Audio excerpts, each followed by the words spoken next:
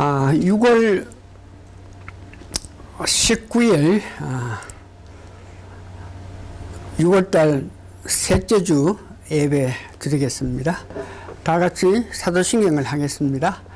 전능하사 천지를 만드신 하나님 아버지를 내가 믿사오며 그 외아들 우리 주 예수 그리스도를 믿사오니 이는 성령으로 잉태하사 동정녀 마리아에게 나시고 본디오 빌라도에게 고난을 받아사 십자가에 못 박혀 죽으시고 장사한 지 사흘 만에 죽은 자 가운데서 다시 살아나시며 하늘에 오르사 전능하신 하나님 우편에 앉아 계시다가 저리로서 산 자와 죽은 자를 심판하려 오시리라. 성령을 믿사오며 거룩한 공예와 성도가 서로 교통한 것과 죄를 사하여 주는 것과 몸이 다시 사는 것과 영원히 사는 것을 믿사옵니다. 아멘. 찬송가 492장 부르겠습니다. 찬송가 492장입니다. 옛날에 많이 불렀던 마지막 송에서 불렀던 것입니다. 492장 나의 영원하신 기업. 492장 나의 영원하신 기업. 시작. 나의 영원하신 기업 생명보다 귀하다. 나의 갈 길 가다로 너와 동행하소서. 주께로 가까이 주께로 가오니 나의 갈 길 가다로 나와 동행하소서. 세상 복이 아니함과 모든 영에 버리고 험한 길을 가는 동안 너와 동행하소서. 주께로 가까이 주께로 가오니 나의 갈 길 다가도록 너와 동행하소서. 어두운 골짝 지나가며 험한 바다 건너서 천국문에 이르도록 나와 동행하소서. 주께로 가까이 주께로 가오니 나의 살길 바라보러 나와 동행하소서.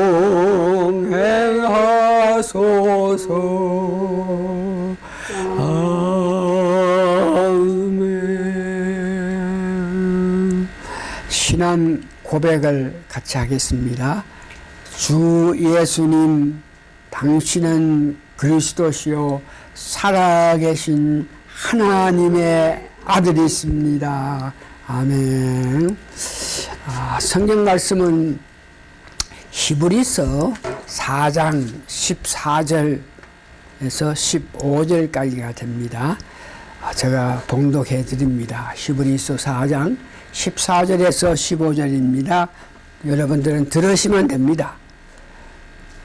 그러므로 우리에게 큰 대제사장이 있으니, 큰 대제사장은 예수님을 말합니다.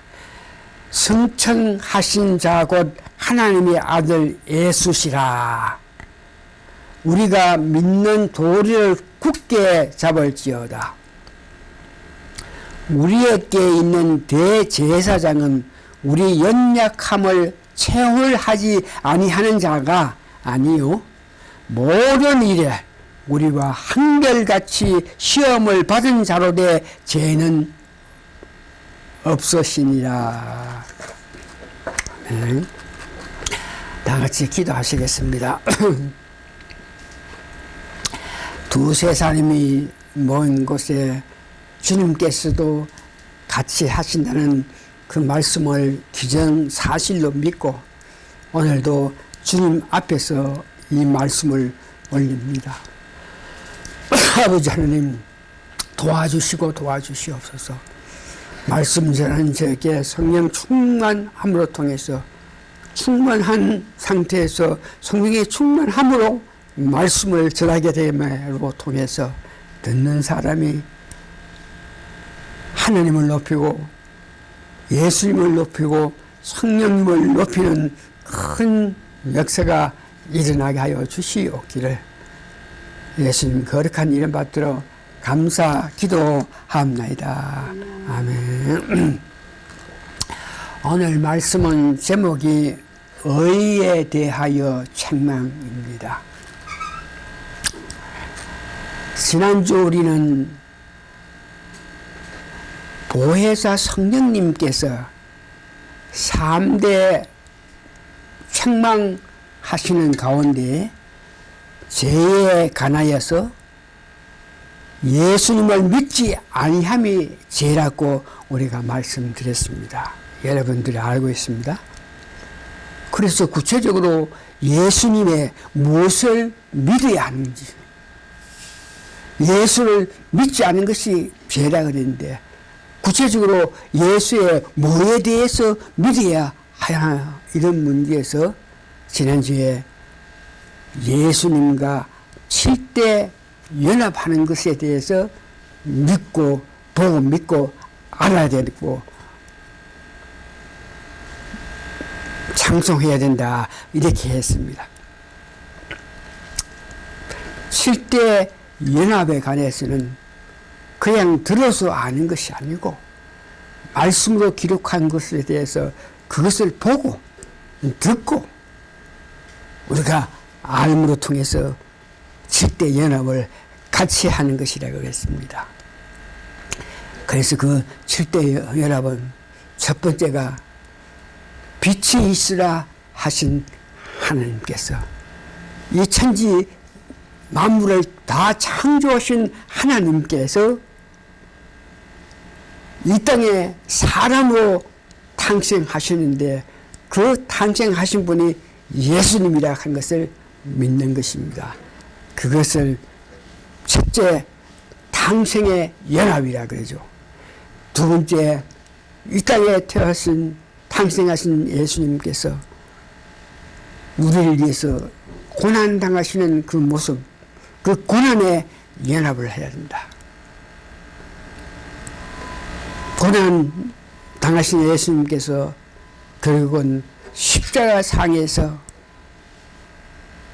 물의 피를 다 흘리면서 죽으신 그 모습, 죽으심에 또한 연합해야 된다 그래요. 죽으신 그 예수님이 죽은 자 가운데 3일 만에 부활하신, 부활에 연합을 해야 된다. 부활하실 때에 보고 듣고 믿는다. 부활하신 예수님을, 그때에 예수님을 가장 사랑했던 그 여자들이 가서 예수님을 뵙고 제자들이 예수님을 보았습니다. 또 다른 사람들은 듣기도 하고 보고 들어서 예수님이 부활하셨다는 것을 믿는 그 부활을 연합하는 것입니다. 부활하신 하나님께서 승천하셔서 하나님 우편에 계신다. 승천하셔서 하나님 우편에 계심으로 통해서 그것을 연합함으로 통해서 우리가 죄 없는 삶을 살 수 있는 것이죠.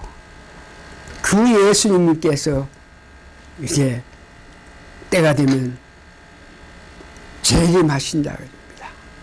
재림하시는 것은 예수님이 승천하실 때에 500여 문도들이 하늘을 보면서 예수님이 구름 속으로 올라가시는 그 모습을 보면서 있는 것을 보면 천사들이 내가 지금 눈으로 본 것 같이 그 예수님은 때가 되면 다시 내려오신다, 재림하신다 하는 것을 천사가 500여 문들에게 말씀하신 이 재림에 우리가 연합해야 되고, 그렇게 오셔가지고 결국은 천년왕국에 우리가 들어간다는 것입니다. 오늘은 그 두 번째 책망에 대해서 말씀드리는데, 두 번째 책망은 의에 관하여 책망하신다는 것입니다. 어렵게 살기 위해서는 예수님께서 하나님께로 가시는데 그 가시는 그 의미를 바로 알지 못함에 대해서 책망을 합니다. 다른 말로 해서 우리가 어렵게 살게끔 하기 위해서는 내 힘, 내 노력으로 어렵게 사는 것이 아니고 예수님께서 우리를 위해서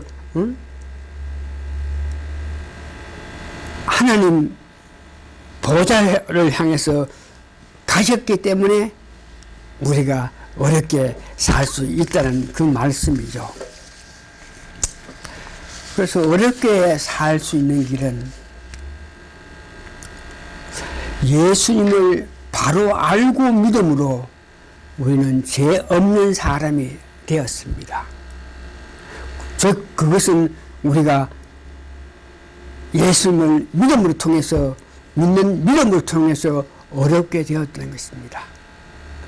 어렵게 된 사람이지만 그들이 계속적으로 어렵게 살기 위해서는 예수님께서 아버지께로 가야 한다.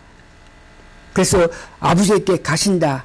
그 의미를 예수님께서 아버지께 가시는 그 이유를, 그 의미를 확실히 알아야 되는 것을 말합니다.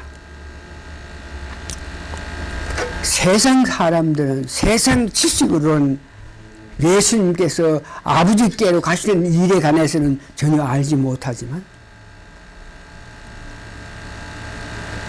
그러나 우리는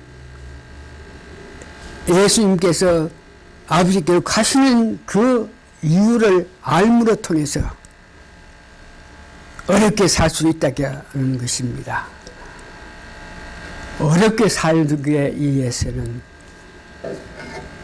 유대인들은, 당시 이스라엘 백성 유대인들은 갈라디아서 2장 21절에 보니까 내가 하나님의 은혜를 패하지 아니하니 만일 어렵게 되는 것이 율법으로 말미암으면 그리스도께서 헛되이 죽으셨느니라. 율법을 지킴으로 어렵게 살 수 있다고 하지만 실제로 이스라엘 백성들은 그 베드로의 고백에 의하면 아무도 그 율법을 지킬 수가 없다 그랬습니다. 율법을 지키면서 사하면 어려운 사람이라고 할 수 있는데 아무도 누구도 그 율법을 지킬 사람이 없다고 베드로가 고백했습니다. 유대인들은 이렇게 율법을 지키면 어렵게 된다고 이야기했지만 실제로 율법을 지키지 못해서 어렵게 사는 사람이 아무도 없게 됐습니다.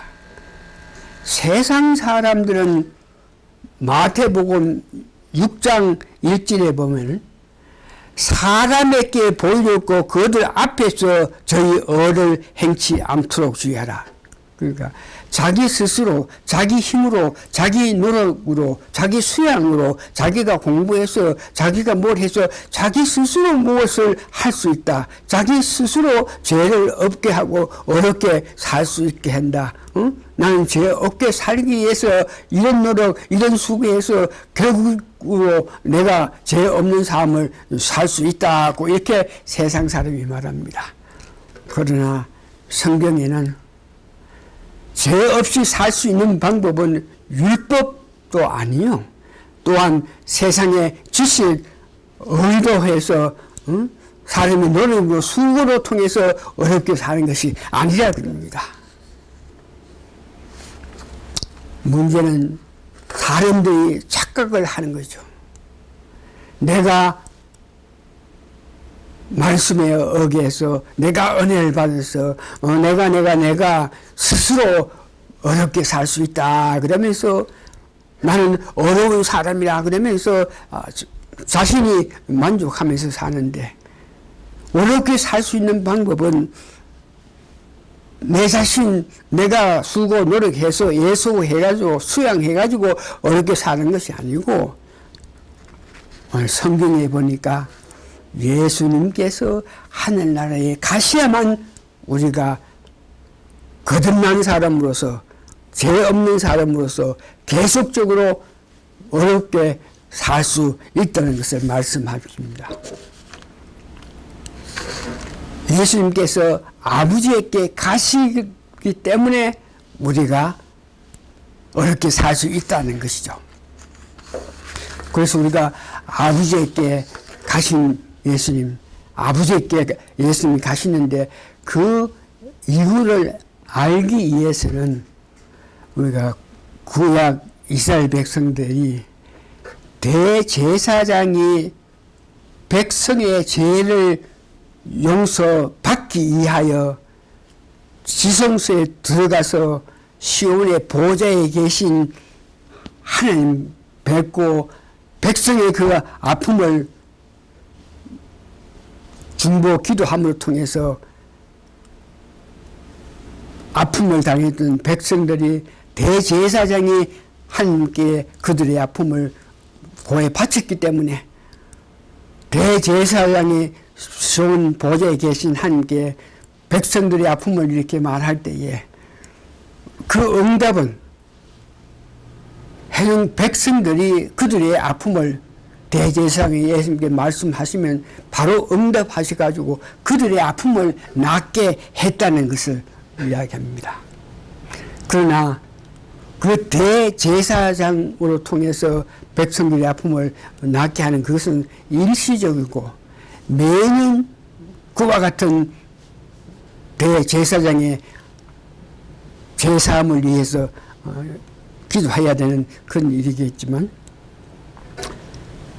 예수님께서 하나님 아버지에게 가셨다 이 말은 하늘에 있는 지성소에 단번에 드린 제사로 말미암아, 즉 예수님의 피로 말미암아 인간들이 얻게 되는 것입니다.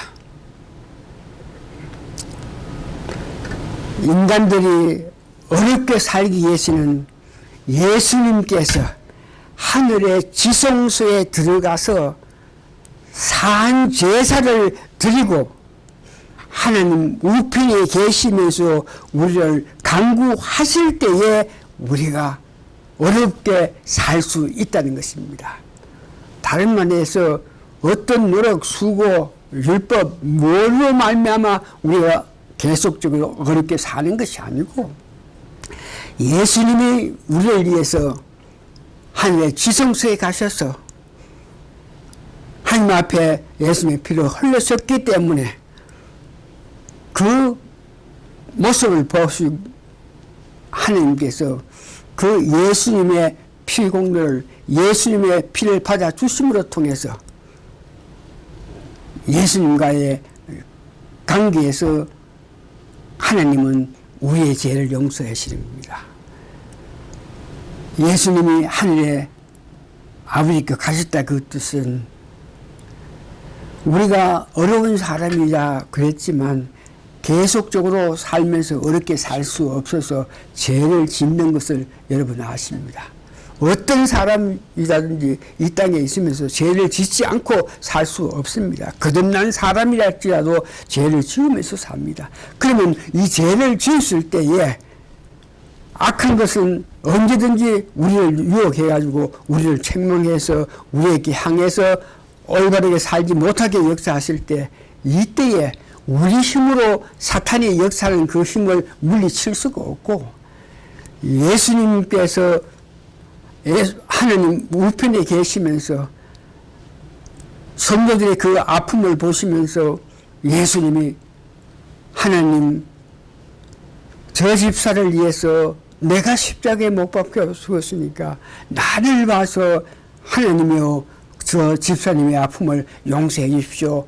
이런 예수님의 중보가 하나님께서 받아들이실 때, 그때 비로소 우리가 제사함을 받게 돼서 어렵게 산다는 것을 말씀하십니다. 이제 말씀을 정리합니다. 다시 한번 예수를 믿어서 우리가 거듭나서 어려운 사람이 되었고, 또한 어려운 사람이 세상 속에 살아나갈 때에 세상의 악함으로 통해서 바르게 살 수 없는 그 입장에서 죄를 짓지 않고는 살 수 없는데, 이렇게 죄를 짓게 되면 사탄이 우리에게 공격해서 우리가 하여금 올바른 길로 살지 못하게 역사하는데, 이럴 때 내 힘으로 사탄을 물리칠 수가 없고 내 능력으로 그 사탄을 물리칠 수 없기 때문에 오직 한 가지, 예수님이 아버지께 가심으로 통해서 예수님께서 하나님 우편에 계시면서 피 흘리신 손을 보이시면서 저를 위해서 내가 십자가에 고난당했으니까 나를 봐서 하나님이여 저들을 용서해 주십시오. 그러면서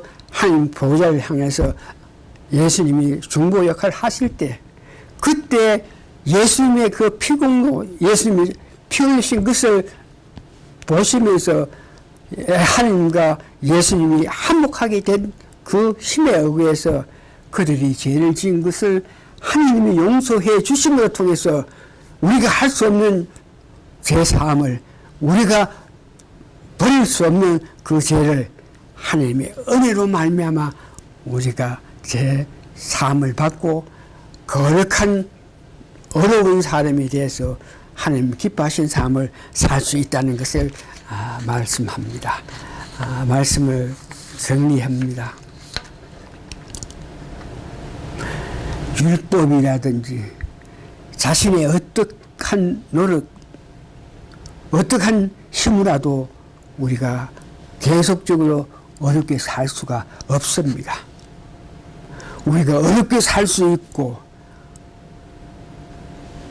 하나님 높이면서 하나님 기뻐하시는 이 가운데서 살기 위해서는 오직 예수님이 하나님 우편에 계시면서 우리를 위해서 중보, 우리를 위해서 강구하심을 통해서 하나님께서 그 죄짐, 그들의 아픔을 용서해 주심으로 통해서 어렵게 살 수 있다는 것입니다. 우리는 계속적으로 어렵게 살아야 됩니다. 그를 위해서 우리가 해야 될 것은 교만하지 말고 겸손하게, 내가 어렵게 살 수 있는 길은 예수님의 공로, 예수님의 피공로, 예수님의 은혜 때문에 내가 어렵게 살 수 있다 하는 것을 알고 계속적으로 우리 삶 속에서 하나님께 도움을 청해서 하나님께 간구해서 어려운 자가 되어서 하나님 기뻐하시는 삶을 사는 여러분 다 되시기를 예수님 이름으로 축원하옵나이다. 아멘. 말씀 이거로서 끝입니다.